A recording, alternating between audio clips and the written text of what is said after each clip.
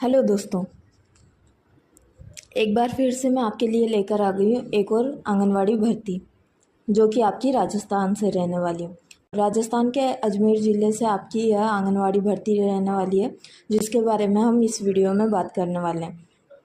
महिला एवं बाल विकास विभाग ने आंगनवाड़ी कार्यकर्ता और सहायिका के पद पर कुछ भर्ती निकाली है, जो कि आपके अजमेर संभाग में रहने वाली है।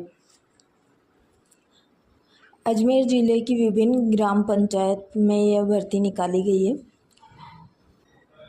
बिना एग्ज़ाम के सीधी भर्ती आपकी यह रहने वाली है। कोई एग्ज़ाम या इंटरव्यू आपका यहाँ नहीं होने वाला है।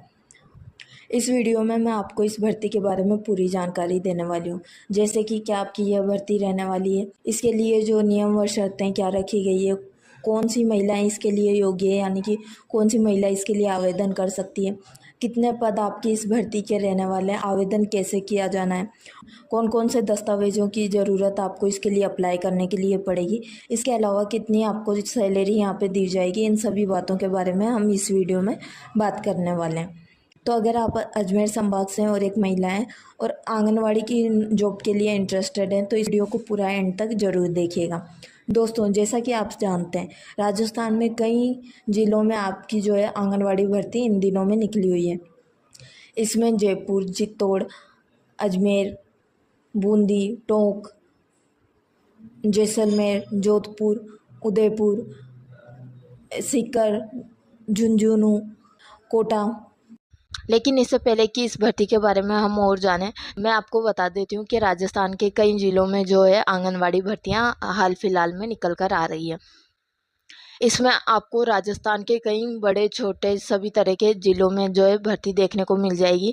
सीकर में, बूंदी में, भीलवाड़ा में, कोटपुतली, बहरोड, डीग हो गया, चित्तौड़गढ़, अजमेर, अलवर जैसे कई सारे ज़िलों में जो है आपकी जो आंगनवाड़ी भर्तियाँ हैं वो निकली हुई है। तो आप जिस भी ज़िले से हैं, अपने ज़िले की जो आंगनवाड़ी भर्ती है उसकी जो अपडेट है हमारे चैनल पर यहाँ देख सकते हैं। चैनल पर आपको राजस्थान से रिलेटेड और अन्य राज्यों से भी रिलेटेड आंगनवाड़ी भर्ती की अपडेट्स देखने को मिल जाएगी, ठीक है। आप चैनल पर देख सकते हैं। इसके अलावा अगर आप राजस्थान से हैं तो राजस्थान राज्य की जो है एक पूरी प्लेलिस्ट आपको यहाँ पे देखने को मिल जाएगी। चैनल पर आप देख सकते हैं प्लेलिस्ट में राजस्थान आंगनवाड़ी भर्ती, इसमें जो है आपको राजस्थान राज्य की विभिन्न जिलों की जो है भर्ती देखने को यहाँ मिल जाएगी। आप यहाँ पर जाकर जो है अपने ज़िले की आंगनवाड़ी वैकेंसी के बारे में पता कर सकते हैं, ठीक है। तो चलिए आप फटाफट से शुरू करते हैं हमारी वीडियो को। अब बात कर लेते हैं हमारी भर्ती के बारे में। तो जैसा कि मैंने आपको बताया, राजस्थान के अजमेर ज़िले की आपकी यह भर्ती रहने वाली है। सीधी भर्ती है, बिना एग्ज़ाम के आपके जो है इसमें चयन होगा, ठीक है। इसके लिए अप्लाई करने का मोड भी जो है आपका पूरी तरह से ऑफलाइन होगा, ठीक है। महिलाओं की आपकी यह भर्ती रहने वाली है, ठीक है। अगर आप जो है डिडवाना और कुचामन ज़िले से बिलोंग करती हो और एक महिला है, चाहे आप विवाहित हो या अविवाहित हो, आप इसके लिए अप्लाई कर सकती हैं। सबसे पहले हम जो है इसकी इम्पोर्टेंट डेट्स के बारे में जान लेते हैं। कब से आपकी जो है आवेदन स्टार्ट होंगे और इसकी जो लास्ट डेट है कब रखी गई है। तो इस भर्ती के लिए आवेदन जो है 25 जून 2026 से शुरू हो चुके हैं और 24 जुलाई 2026 तक शाम 5 बजे तक आप जो है इसके आवेदन फॉर्म जमा करवा सकते हैं, ठीक है। आवेदन कैसे करना है, कहाँ पे आपको जमा कराना है, इन सब के बारे में हम डिटेल से बात करेंगे। लेकिन इससे पहले हम जो है इसकी योग्यता के बारे में बात कर लेते हैं। कौन सी महिलाएं जो है इसके लिए आवेदन कर सकती है, ठीक है। तो सबसे पहले यहाँ पे दे रखा है पात्रता में, ग्रामीण शहरी क्षेत्र में महिला जिस आंगनवाड़ी केंद्र के लिए चयन हो रहा है, ग्रामीण शहरी क्षेत्र में महिला जिस आंगनवाड़ी केंद्र के लिए चयन हो रहा है, उस राजस्व ग्राम वार्ड आंगनवाड़ी केंद्र सर्वे क्षेत्र की स्थानीय निवासी होना चाहिए, ठीक है। यानी कि आप जिस आंगनवाड़ी केंद्र के लिए आवेदन कर रहे हैं, जिस क्षेत्र के आंगनवाड़ी केंद्र के लिए आवेदन कर रहे हैं, आप जो उस पंचायत समिति की यानी कि उस गांव की, उस वार्ड की जो है स्थानीय निवासी होना चाहिए, ठीक है। अगर आप स्थानीय निवासी नहीं हैं तो उस आंगनवाड़ी केंद्र के लिए आप जो है अप्लाई नहीं कर पाएंगे, ठीक है। विधवा महिला व तलाकशुदा महिला को ससुराल और मायके दोनों स्थानों के लिए स्थानीय निवासी माना जाएगा, ठीक है। अगर कोई महिला शादीशुदा है या विधवा है या फिर तलाकशुदा भी है तो भी उसे जो है ससुराल और मायके दोनों स्थानों का जो है स्थानीय निवासी माना जाएगा। ठीक है, वह दोनों ही स्थानों के जो आंगनवाड़ी केंद्र के लिए आवेदन कर सकती है। ठीक है, तो पहला पॉइंट आपका ये हो गया। दूसरा पॉइंट है, घर में शौचालय होना चाहिए और उसका नियमित रूप से उपयोग किया जाना चाहिए। ठीक है, तीसरा में आपको शैक्षणिक योग्यता बता रखी है। आपकी जो न्यूनतम शैक्षणिक योग्यता है यह 12वीं उत्तीर्ण होनी चाहिए, यानी कि आप 12वीं पास होने चाहिए। ठीक है, अगर आपने 12वीं पास नहीं कर रखी है तो आप इसके लिए योग्य नहीं है, आप आवेदन नहीं कर पाएंगी। चौथे पॉइंट में इसकी एज लिमिट के बारे में बता रखा है। इसके लिए आवेदन करने के लिए आपकी जो न्यूनतम आयु है वो 18 वर्ष और अधिकतम आयु है जो 35 वर्ष तक होनी चाहिए। ठीक है, इसके अलावा कोई विधवा महिला है, तलाकशुदा महिला है या अनुसूचित जाति से या जनजाति से है या फिर विशेष योग्य जन है, जैसे कि कोई महिला प्रमस्तिष्कघात हो, कुष्ठ रोग मुक्त हो, बौनापन हो जिसमें, या फिर तेजाब आक्रमण की पीड़ित हो या फिर दिव्यांगजन हो, तो ऐसी महिलाओं के लिए जो अधिकतम आयु सीमा 40 वर्ष रखी गई है। ठीक है, इसके अलावा अगर किसी महिला में पहले भी आंगनवाड़ी में काम कर रखा है, चाहे वो कार्यकर्ता पद पे हो या सहायिका पद पे या किसी भी पद पे काम कर रखा हो, आंगनवाड़ी में इससे पहले अगर काम कर रखा है तो उसके लिए कोई भी आयु की सीमा यहाँ पे नहीं रखी गई है। ठीक है, वह कितनी भी उम्र की हो वह इसके लिए अप्लाई कर सकती है। ठीक है, तो यह आपकी जो है आयु सीमा यहाँ रहने वाली है। फिर यहाँ पे बता रखा है, अगर कोई विधवा महिला है तो प्रमाण पत्र के रूप में उसे पति की मृत्यु का प्रमाण पत्र यहाँ देना होगा। साथ में एक घोषणा पत्र देना होगा जिसमें बता रखा होगा कि उसने पूर्ण विवाह नहीं किया है और न ही वह भविष्य में ऐसा करने वाली है। ठीक है, तो इस तरह का एक घोषणा पत्र आपको यहाँ पे देना होगा। यानी कि अगर कोई महिला ने पूर्ण विवाह कर लिया है विधवा होने के बाद तो वह इसके लिए योग्य नहीं है। ठीक है, तलाकशुदा है कोई महिला तो उसे जो है न्यायालय से जारी आदेश या डिक्री की जो फोटोकॉपी है वो यहाँ पे बतानी होगी। ठीक है, साथ ही यह भी बताना होगा कि उसने पूर्ण विवाह नहीं किया है और न ही वह भविष्य में ऐसा करने वाली है। ठीक है, अगर किसी तलाकशुदा ने भी वापस से पूर्ण विवाह कर लिया है तलाक लेने के बाद तो वह भी इसके लिए योग्य यहाँ पे नहीं होगी। ठीक है, वह आवेदन नहीं कर पाएगी। विवाहित और अविवाहित दोनों ही तरह की महिला जो है इसके लिए अप्लाई कर सकती है। ठीक है, अब हम इसके जो आवेदन प्रक्रिया के बारे में जान लेते हैं, लेकिन इससे पहले कि हम जाने कि इसके लिए आवेदन कैसे करना है, हम जो है इसके इम्पोर्टेंट डॉक्यूमेंट्स के बारे में एक बार देख लेते हैं कि कौन कौन से दस्तावेज है जिसकी ज़रूरत आपको जो है इस भर्ती के लिए आवेदन करने के लिए पड़ेगी। ठीक है, तो एक बार जो है उन डॉक्यूमेंट्स की लिस्ट यहाँ पे देख लेते हैं।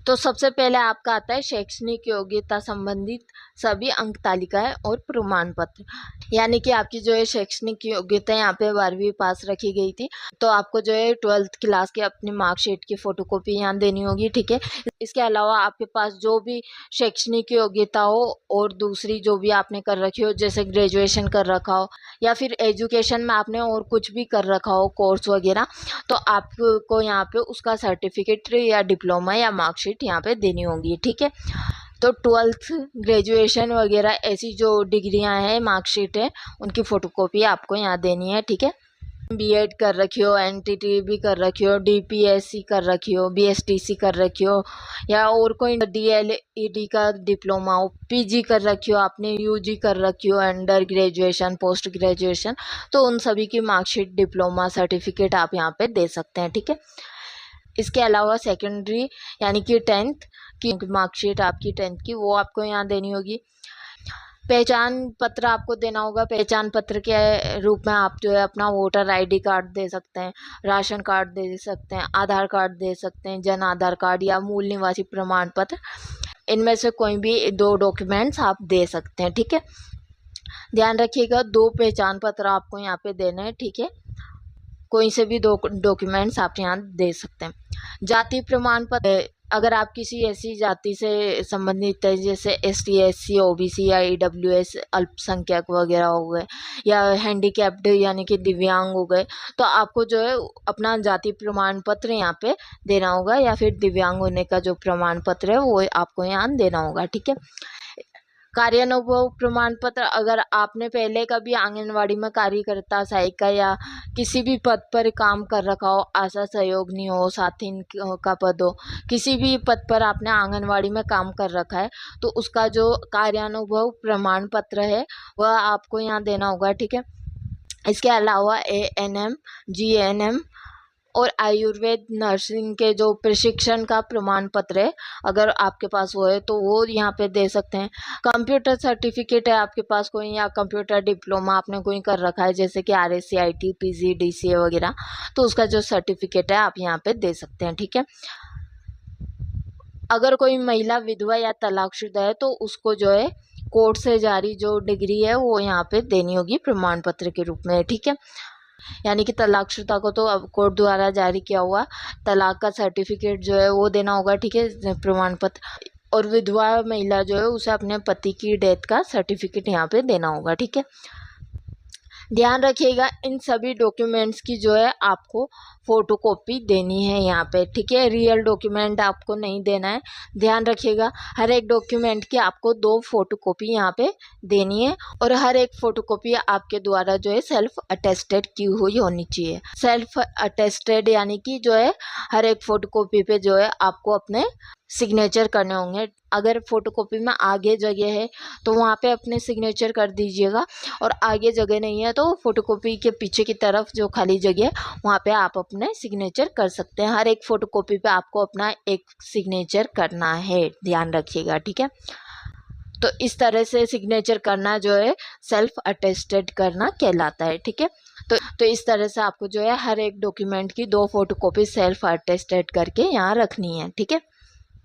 सर्टिफिकेट वैलिडिटी के भी आपके कुछ नियम यहाँ पे रखे गए हैं, वो भी हम देख लेते हैं, क्योंकि कई बार जो है लोग जो है इसमें गलती कर देते हैं जाति और आय प्रमाण पत्र में, तो उसके कुछ नियम यहाँ पे दिए गए हैं। आपका जो प्रमाण पत्र है वो कब तक का होना चाहिए। ठीक है, तो सबसे पहले AWS कैटेगरी के प्रमाण पत्र यानी AWS सर्टिफिकेट के बारे में हम बात कर लेते हैं। तो यहाँ बता रखा है आर्थिक रूप से कमजोर वर्ग यानी AWS कैटेगरी के लोगों के लिए जो है इनकम एंड असेट सर्टिफिकेट जो है 1 वर्ष के लिए तक मान्य होता है। ठीक है, फॉर्म जमा कराने की अंतिम तिथि से 3 वर्ष पुराने तक के ही प्रमाण पत्र जो है स्वीकार किए जाएंगे। ठीक है, यानी कि आपका जो AWS सर्टिफिकेट है वो 3 साल पुराना होगा अगर, तो भी चल जाएगा। ठीक है, जो कि सत्यापित होना चाहिए शपथ पत्र के साथ। ठीक है, जबकि OBC कैटेगरी वालों के लिए जो है उनके लिए जो प्रमाण पत्र हैं वह इसी तरह से OBC सर्टिफिकेट जो है वह भी जो है 3 वर्ष पूर्व तक का मान्य रहेगा। ठीक है, इस तरह OBC कैटेगरी जो है वह भी मान्य तो 1 वर्ष तक के लिए रहता है, लेकिन शपथ पत्र के आधार पर जिसे 3 वर्ष तक बढ़ाया जा सके, बढ़ा हुआ हो जो, वह यहाँ पे चल जाएगा। ठीक है, इससे पुराना अगर आपका सर्टिफिकेट है तो वह यहाँ पे मान्य नहीं होगा। ठीक है, अब जान लेते हैं इसकी आवेदन प्रक्रिया के बारे में। आवेदन आपको कैसे यहाँ पे करना होगा।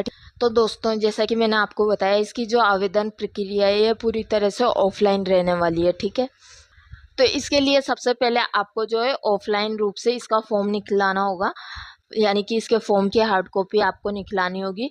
फॉर्म जो है आप अपने नज़दीकी ई-मित्र से जाकर निकला सकते हैं। ठीक है, या फिर आपके क्षेत्र का जो बाल विकास परियोजना अधिकारी कार्यालय है वहाँ पे जाकर भी आप जो है इस आवेदन फॉर्म को ले सकते हैं। ठीक है, वहाँ से अगर आप फॉर्म प्राप्त करते हैं तो यह बिल्कुल मुफ्त आपका रहने वाला है। कोई भी फीस आपकी यहाँ पे फॉर्म के लिए चार्ज नहीं की जाएगी, बिल्कुल फ्री में आप वहाँ से यह फॉर्म प्राप्त कर सकते हैं। ठीक है, अगर आप वहाँ नहीं जाना चाहते हैं तो अपने आसपास के मित्र पर जाकर भी आप जो है अपने फॉर्म की हार्ड कॉपी निकला सकते हैं। इस फॉर्म की फॉर्म आपका क्या रहने वाला है वो मैं आपको जो है स्क्रीन पे दिखा देती हूँ। तो कुछ इस तरह का आपका यह फॉर्म रहने वाला है।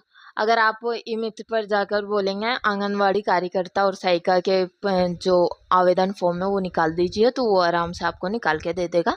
इस तरह का आपका जो है आवेदन फॉर्म रहेगा। ठीक है, फॉर्म लेने के बाद आपको पूरे तरीके से इस फॉर्म को भर लेना है। ठीक है, आपका जो है पासपोर्ट साइज फ़ोटो आपको यहाँ पे लगा देना है। इसके बाद आपको जो है अपने बाल विकास परियोजना अधिकारी का नाम यहाँ पे लिख देना है। जिला कौन सा है आपका वो नाम लिख देना है। ग्राम पंचायत का नाम या शहरी निकाय कौन सा है आपका वो नाम लिखना है। राजस्व ग्राम या वार्ड नंबर आपको यहाँ पे लिख देना है। आंगनवाड़ी केंद्र का या ग्राम पंचायत का नाम आपको लिखना है, ठीक है, जिसके लिए भी आप आवेदन करना चाहते हैं। मानदेय सेवा पद कौन से पद के लिए आप जो है यहाँ पे आवेदन करने वाले हैं, ठीक है, उस पद का नाम लिखना है। अगर आप जो है आंगनवाड़ी कार्यकर्ता के रूप में यहाँ पे आवेदन करना चाहते हैं तो यहाँ पे आपको आंगनवाड़ी कार्यकर्ता लिख देना है। सहायिका के पद पे काम करना चाहते हैं तो सहायिका लिख देना है, ठीक है, यह लिख देना है। इसके बाद में आपको अपना नाम लिखना है। पति अगर विवाहित हैं तो पति का नाम लिख दीजिएगा। अगर विवाहित नहीं है तो पिता का नाम आपको यहाँ पे लिखना है, ठीक है। और जो विवाहित महिला है वो अपने पति और पिता दोनों का नाम यहाँ पे लिख सकती हैं।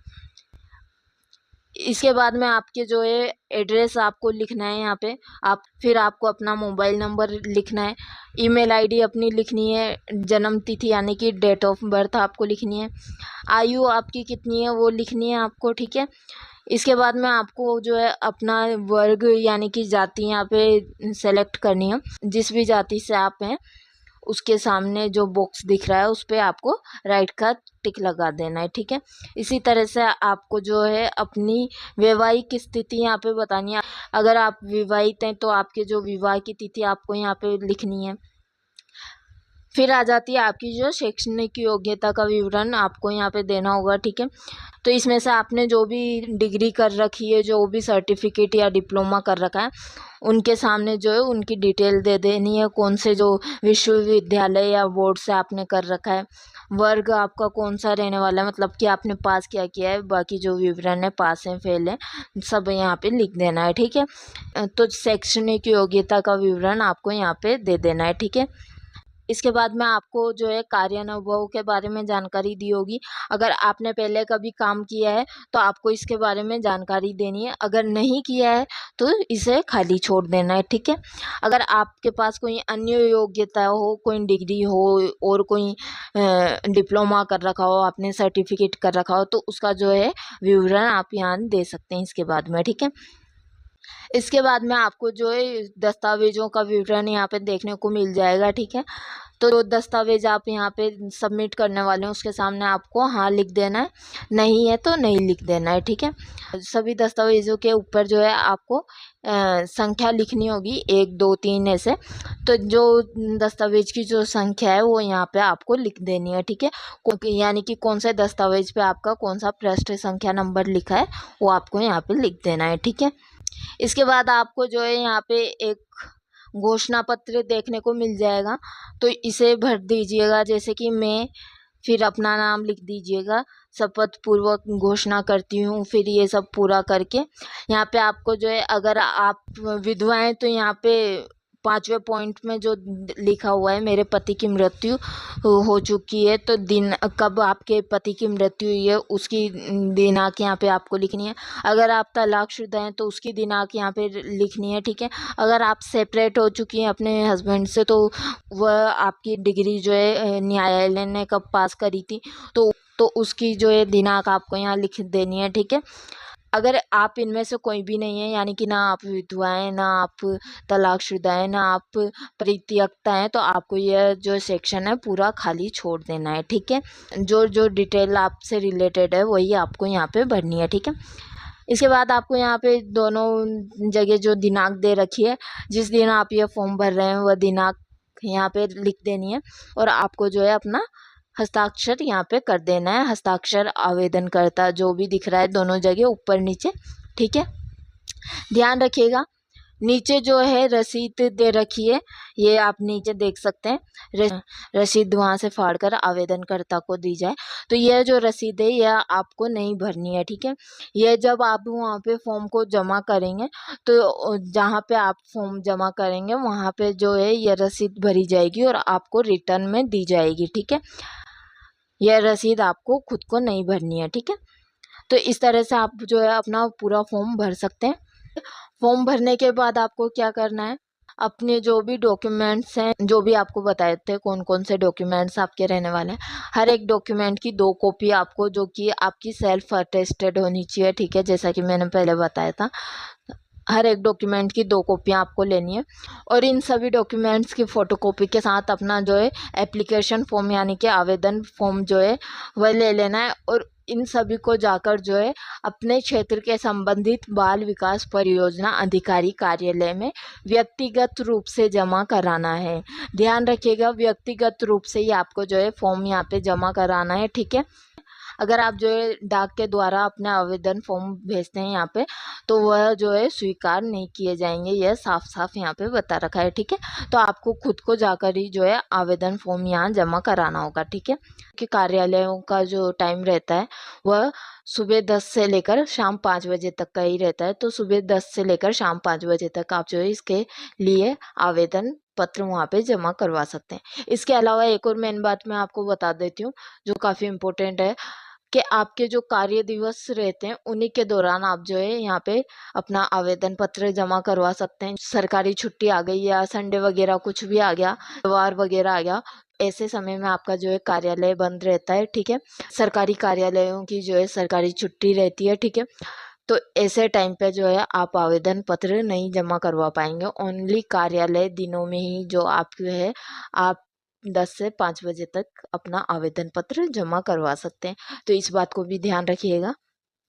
ध्यान रखिएगा, आवेदन फॉर्म जमा कराने के बाद आपको जो है कार्यालय से रिसिप्ट जो है रसीद इसकी है वो प्राप्त कर लेनी है। जैसा कि मैंने अभी बताया था, आवेदन फॉर्म में जो आपकी रसीद है वो आपको दी जाएगी, ठीक है। वो रसीद आपको प्राप्त कर लेनी है। तो इस तरह से आप जो है इस भर्ती के लिए अप्लाई कर सकते हैं, ठीक है। अब आपको कौन से कार्यालय में जो है अपना आवेदन पत्र जमा करवाना होगा वो आप कैसे देखेंगे, तो वो मैं आपको बता देती हूँ, ठीक है। और इसके साथ साथ ही हम जो है अपनी भर्ती के बारे में भी देख लेते हैं, कौन से क्षेत्र में आपकी जो है भर्ती निकाली गई है, ठीक है। अजमेर में कौन कौन से जो क्षेत्र हैं उनमें आपकी भर्ती रहने वाली है, तो आप स्क्रीन पर देख सकते हैं। पहला आपका जो परियोजना कार्यालय है अजमेर शहर का रहने वाला है, ठीक है। इसमें आंगनवाड़ी केंद्र के नाम आप स्क्रीन पे देख सकते हैं। नगर निकाय का नाम इसमें दे रखा है, इसके साथ ग्राम और वार्ड नंबर आपको दे रखे हैं और आंगनवाड़ी केंद्र का नाम भी आपको देखने को मिल जाएगा। कौन से पद पर कितनी भर्ती है इसके बारे में भी आपको स्क्रीन पे देखने को मिल जाएगा। जैसे कि अजमेर शहर का जो है नगर निगम अजमेर में जो है ग्राम या वार्ड नंबर 18 जो है उसमें आंगनवाड़ी केंद्र के नाम आपको मिल जाएंगे। ट्राम्बे 1 है, तो इसमें आपकी जो है कार्यकर्ता के पद पे एक वैकेंसी रखी गई है, सहायिका के पद पे कोई वैकेंसी नहीं है। जबकि शीशा खान आंगनवाड़ी केंद्र में सहायिका के पद पे एक भर्ती रखी गई है, ठीक है। इसी तरह आप और का भी देख सकते हैं। फिर आपके जो है अराई परियोजना कार्यालय में भर्ती देखने को मिल जाएगी। इसके बाद आपका जो किशनगढ़ ग्रामीण परियोजना कार्यालय है उसके अंतर्गत आने वाले क्षेत्रों में आपकी जो है आंगनवाड़ी भर्ती निकली हुई है। ग्राम पंचायत आप यहाँ पे देख सकते हैं कौन कौन सी है। फिर पिसागन, पुष्कर, किशनगढ़, श्रीनगर, सावर, भिनाय, सरवाड़, केकड़ी और अजमेर ग्रामीण के क्षेत्र में भी आपको जो है वैकेंसी देखने को मिल जाएगी, ठीक है। तो यह आपकी जो है वैकेंसी की डिटेल है, आप देख लीजिएगा। आपका जो क्षेत्र है, आपका जो आंगनवाड़ी केंद्र है और वार्ड नंबर, ग्राम नंबर जो है किस परियोजना कार्यालय के अधीन आ रहा है। जिस परियोजना कार्यालय के क्षेत्र में आपका जो आंगनवाड़ी केंद्र आता है उसी परियोजना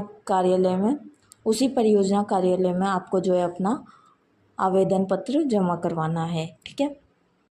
चयन प्रक्रिया की बात कर लेते हैं कि आपका चयन जो है इस भर्ती के लिए किस आधार पर किया जाएगा। तो जैसा कि मैंने आपको पहले भी बताया, इसके लिए आपका कोई एग्ज़ाम नहीं होने वाला है, कोई इंटरव्यू आपका नहीं होने वाला है, ठीक है। एक मेरिट लिस्ट के आधार पर आपका जो है चयन यहाँ पे किया जाएगा। मेरिट लिस्ट जो है आपकी जो दस्तावेज हैं उनके अंकों के आधार पर बनी होगी, ठीक है। हर एक दस्तावेज का एक अंक मापदंड यहाँ पे तय किया गया है, जिसके आधार पर जो है आपकी मेरिट लिस्ट बनकर आती है। ठीक है, तो आपके जो डॉक्यूमेंट्स रहेंगे उनके आधार पर जो है आपका यहाँ पे चयन किया जाएगा। आपके डॉक्यूमेंट्स जितने ज़्यादा होंगे, आपकी जो डिग्री जितनी ज़्यादा होगी, जैसे कि आपने कंप्यूटर कोर्स कर रखा है, कोई डिग्री कर रखी है, तो उसके आपको ज़्यादा नंबर मिलेंगे। अगर आप जो है एक्सपीरियंस है, पहले आपका जो है वर्क एक्सपीरियंस रहा है आंगनवाड़ी में, तो उसके भी आपको 1-2 नंबर एक्स्ट्रा मिल जाते हैं। इसके अलावा 12th पास वालों को तो बेसिक नंबर जो मिलने हैं वो तो मिलेंगे ही सही, लेकिन आपने एक्स्ट्रा कोई पढ़ाई कर रखी है, जैसे आपने ग्रेजुएशन कर रखा हो या अदर कोई डिग्री कर रखी हो, तो उसके लिए आपको जो है एक्स्ट्रा नंबर यहाँ पे दिए जाते हैं। ठीक है, ऐसे ही हर एक डॉक्यूमेंट के लिए यहाँ पे अलग अलग मानदंड तय किए जाते हैं, तो उनके अनुसार जो है आपकी मेरिट लिस्ट निकाली जाती है। ठीक है, जिस महिला के सबसे ज़्यादा नंबर रहते हैं मेरिट लिस्ट के अनुसार, उनका चयन यहाँ पे किया जाता है। ठीक है, तो इसलिए ध्यान रखिएगा, आपने जितने भी सर्टिफिकेट ले रखे हों, जो भी कोर्सेस वगैरह कर रखे हों, उन सभी के डॉक्यूमेंट आपको यहाँ पे देने हुए हैं। ठीक है, ताकि आप जो है मेरिट लिस्ट में अधिक अंक पा सकें। ठीक है, विशेष आरक्षण नियम भी यहाँ पे दिए गए हैं कि जिन आंगनवाड़ी केंद्रों के क्षेत्र में 50% या उससे अधिक आबादी SC ST या अल्पसंख्यक वर्ग की है, वहाँ पे अनिवार्य रूप से उसी वर्ग की महिला का चयन किया जाएगा। ठीक है, अगर कोई आंगनवाड़ी केंद्र के क्षेत्र में मतलब कि किसी गांव वगैरह में या जो भी वार्ड वगैरह है, ग्राम वगैरह है, उसमें जो है जिस वर्ग की जो महिला है उसकी आबादी 50% यानी कि 50% से अधिक होगी, उसी वर्ग की महिला को जो है यहाँ पे चयन किया जाएगा। ठीक है, आंगनवाड़ी केंद्र में। तो यह जो है आपकी चयन प्रक्रिया यहाँ पे रहने वाली है। ठीक है, इसके जो रिज़ल्ट है वो आप जो है राजस्थान आंगनवाड़ी की ऑफिशियल वेबसाइट है, वहाँ पर जाके देख सकते हैं थोड़े टाइम बाद जब इसके रिज़ल्ट आ जाएंगे। ठीक है, मेरिट लिस्ट जो है आप इसकी ऑफिशियल वेबसाइट पर देख सकते हैं, वहाँ पे इसे जारी कर दिया जाएगा। ठीक है, अब इसकी सैलरी की बात कर लेते हैं एक बार। सैलरी आपकी कितनी रहने वाली है, तो यहाँ पे आपकी जो सैलरी है, आंगनवाड़ी में कार्यकर्ता और सहायिका के पद पे काम करने के लिए आपको जो वेतन दिया जाता है उसे मानदेय बोला जाता है। मानदेय वह आर्थिक राशि होती है जो किसी सेवा या काम के बदले सम्मान के रूप में दी जाती है, क्योंकि यहाँ पे आपकी जो नियुक्ति है सामाजिक सेवा के लिए की जाती है, तो इसमें जो आपको वेतन दिया जाता है उसे मानदेय बोला जाता है। ठीक है, तो अगर यहाँ पे मानदेय की बात करें यानी कि आपकी सैलरी की बात करें, तो आंगनवाड़ी कार्यकर्ता के पद पे काम करने के लिए आपको जो है हर महीने 7,800 रुपये से लेके 10,560 रुपये तक का जो है मानदेय प्रतिमाह दिया जाता है। ठीक है, ये मानदेय जो है आपके अनुभव और शिक्षा के आधार पे आपको दिया जाता है, यानी कि अगर आपका अनुभव हुआ, आप ज़्यादा शिक्षित हुए, तो आपको जो है अधिकतम मानदेय देगा। अगर आपकी डिग्रियां थोड़ी कम हुई है, अनुभव भी नहीं हुआ, तो आपको थोड़ा सा यहाँ पे कम मानदेय देखने को मिल जाता है, जैसे कि 8,000 9,000। अगर ज़्यादा अनुभव शिक्षा है तो आपको 10,000 10,500 मानदेय यहाँ मिल जाता है। ठीक है, इसी तरह से आंगनवाड़ी सहायिका के रूप में काम करने पे आपको हर महीने 5,500 से लेकर 7,500 रुपये तक का मानदेय देखने को यहाँ मिल जाता है। ठीक है, तो यह आपकी यहाँ पे सैलरी यानी कि मानदेय रहने वाला है। तो दोस्तों इस वीडियो में मैंने आपको इस भर्ती से जुड़ी सारी डिटेल दे दी है। ठीक है, फिर भी आपके मन में कोई सवाल हो तो आप जो है कमेंट बॉक्स में कमेंट करके पूछ सकते हैं। इसके अलावा अगर आप किसी ऐसे राज्य या ज़िले से हैं जहाँ की आंगनवाड़ी भर्ती के बारे में आप जानना चाहते हैं, तो कमेंट बॉक्स में आप जो है अपना नाम और अपने ज़िले का या राज्य का या अपने क्षेत्र का नाम कमेंट कर सकते हैं, अपने गाँव का नाम भी आप कमेंट कर सकते हैं। ठीक है, हम जो है वीडियो के जरिए आपको जो है आपकी भर्ती के बारे में जानकारी जरूर देंगे।